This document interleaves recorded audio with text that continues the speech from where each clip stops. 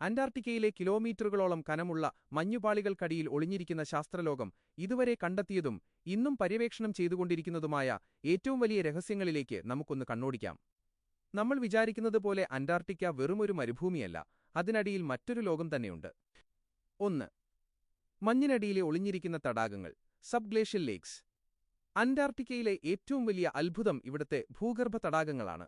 കടുത്ത തണുപ്പിലും കിലോമീറ്ററുകൾ മുകളിലുള്ള മഞ്ഞിന്റെ കനത്ത സമ്മർദ്ദം പ്രഷർ കാരണവും ഭൂമിയുടെ ആന്തരിക താപനില കാരണവും ഈ വെള്ളം ഐസാകാതെ ദ്രവരൂപത്തിൽ തന്നെ നിലനിൽക്കുന്നു. വോസ്റ്റോക്ക് തടാകം, ലേക്ക് വോസ്റ്റോക്ക്, അന്റാർട്ടിക്കയിലെ ഏറ്റവും വലിയ ഭൂഗർഭ തടാകമാണിത്. ഏതാണ്ട് 4 കിലോമീറ്റർ മഞ്ഞുപാളികൾക്കടിയിലാണ് ഇത് കിടക്കുന്നത്. ഏകദേശം 15 മുതൽ 25 ദശലക്ഷം വർഷങ്ങളായി ഈ തടാകം പുറംലോകവുമായി യാതൊരു ബന്ധവുമില്ലാതെ ഒറ്റപ്പെട്ടു കിടക്കുകയാണ്. പ്രാപഞ്ചിക ജീവന്റെ സാന്നിധ്യം. ഇത്രയും വർഷമായി സൂര്യപ്രകാശമോ വായുവോ കിട്ടാതെ കഠിനമായ തണുപ്പിൽ കിടക്കുന്ന ഈ തടാകങ്ങളിൽ നിന്ന് ശാസ്ത്രജ്ഞർ സാമ്പിളുകൾ ശേഖരിച്ചപ്പോൾ അതിൽ വിചിത്രമായ സൂക്ഷ്മജീവികളെ ബാക്ടീരിയ ആൻഡ് എക്സ്ട്രീമോഫൈൽസ് കണ്ടെത്തുകയുണ്ടായി. ഭൂമിയിലെ ജീവന്റെ ഉൽപ്പത്തിയെക്കുറിച്ചും വ്യാഴത്തിന്റെ ഉപഗ്രഹമായ യൂറോപ്പ പോലുള്ള മഞ്ഞു നിറഞ്ഞ അന്യഗ്രഹങ്ങളിൽ ജീവൻ നിലനിൽക്കാനുള്ള സാധ്യതയെക്കുറിച്ചും വലിയ സൂചനകളാണ് ഇത് നൽകുന്നത്. 2. ചോരയൊഴുകുന്ന വെള്ളച്ചാട്ടം, ബ്ലഡ് ഫോൾസ്. അന്റാർട്ടിക്കയിലെ ടെയ്ലർ ഗ്ലേസിയറിൽ ടെയ്ലർ ഗ്ലേഷ്യർ ഉള്ള ഒരു വെള്ളച്ചാട്ടത്തിൽ നിന്നും കടും ചുവപ്പ് നിറത്തിലുള്ള വെള്ളം ഒഴുകുന്നത് കാണാം. വർഷങ്ങളോളം ഇതൊരു വലിയ നിഗൂഢതയായിരുന്നു. രഹസ്യം ഇതാണ്: ഈ മഞ്ഞുപാളികൾക്കടിയിൽ ദശലക്ഷക്കണക്കിന് വർഷപ്പഴക്കമുള്ള കടുത്ത ഉപ്പുരസമുള്ള ഒരു ഭൂഗർഭ തടാകമുണ്ട്. ഈ വെള്ളത്തിൽ ഇരുമ്പിന്റെ അയൺ അംശം വളരെ കൂടുതലാണ്. മഞ്ഞിനിടയിലെ വിള്ളലുകളിലൂടെ ഈ വെള്ളം പുറത്തേക്ക് വന്ന് അന്തരീക്ഷത്തിലെ ഓക്സിജനുമായി സമ്പർക്കത്തിൽ വരുമ്പോൾ അത് തുരുമ്പെടുക്കുകയും ഓക്സിഡൈസേഷൻ വെള്ളത്തിന് രക്തത്തിന്റെ നിറം വരികയും ചെയ്യുന്നു. ഇവിടെയും വായുവോ വെളിച്ചമോ ഇല്ലാതെ ജീവിക്കുന്ന വിചിത്ര ബാക്ടീരിയകളെ കണ്ടെത്തിയിട്ടുണ്ട്. 3. മഞ്ഞിനടിയിലെ ഭീമാകാരമായ പർവ്വതനിരകൾ, ഗംബുട്സേവ് മൗണ്ടൻസ്. അന്റാർട്ടിക്കയുടെ മുകളിലെ മഞ്ഞുപാളികൾ പൂർണ്ണമായും നിരപ്പായിട്ടാണ് കാണപ്പെടുന്നത്. എന്നാൽ ഇതിനടിയിൽ യൂറോപ്പിലെ ആൽപ്സ് പർവ്വതനിരകളുടെ അത്രയും വലിപ്പമുള്ള വലിയൊരു മലനിരയുണ്ട്, ഗാംബട്സേവ് പർവ്വതനിരകൾ.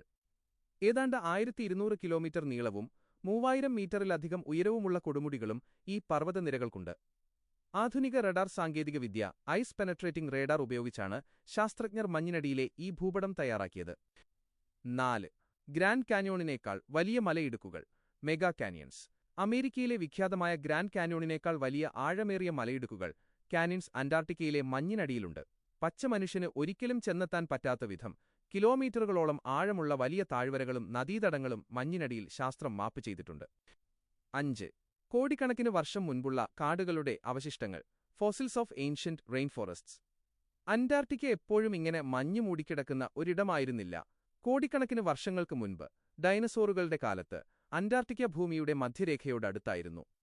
ഇവിടുത്തെ മണ്ണിൽ നിന്നും മഞ്ഞുപാളികൾക്കിടയിൽ നിന്നും ശാസ്ത്രജ്ഞർക്ക് പുരാതന മരങ്ങളുടെ ഫോസിലുകളും കാടുകളുടെ അവശിഷ്ടങ്ങളും ഡൈനസോറുകളുടെ അസ്ഥികളും ലഭിച്ചിട്ടുണ്ട്. ഒരു കാലത്ത് പച്ചപ്പു നിറഞ്ഞ വലിയ ജീവജാലങ്ങൾ ജീവിച്ചിരുന്ന ഒരു വനമായിരുന്നു അന്റാർട്ടിക്ക എന്നതിന്റെ തെളിവാണിത്. 6. ഉൽക്കാപതനങ്ങളുടെ കേന്ദ്രം, മീറ്റിയോറൈറ്റ് ട്രഷർ ട്രോവ്. ഭൂമിയിൽ വീഴുന്ന ഉൽക്കകളെ, മീറ്റിയോറൈറ്റ്സ്, പഠിക്കാൻ ഏറ്റവും മികച്ച സ്ഥലം അന്റാർട്ടിക്കയാണ്. കറുത്ത ഉൽക്കകഷ്ണങ്ങൾ വെളുത്ത മഞ്ഞിൽ വീഴുമ്പോൾ വേഗത്തിൽ തിരിച്ചറിയാൻ സാധിക്കും. മാത്രമല്ല, കോടിക്കണക്കിന് വർഷങ്ങളായി മഞ്ഞിനടിയിൽ ഇവ യാതൊരു കേടുപാടുകളും കൂടാതെ പ്രിസർവ്ഡായി കിടക്കുന്നു.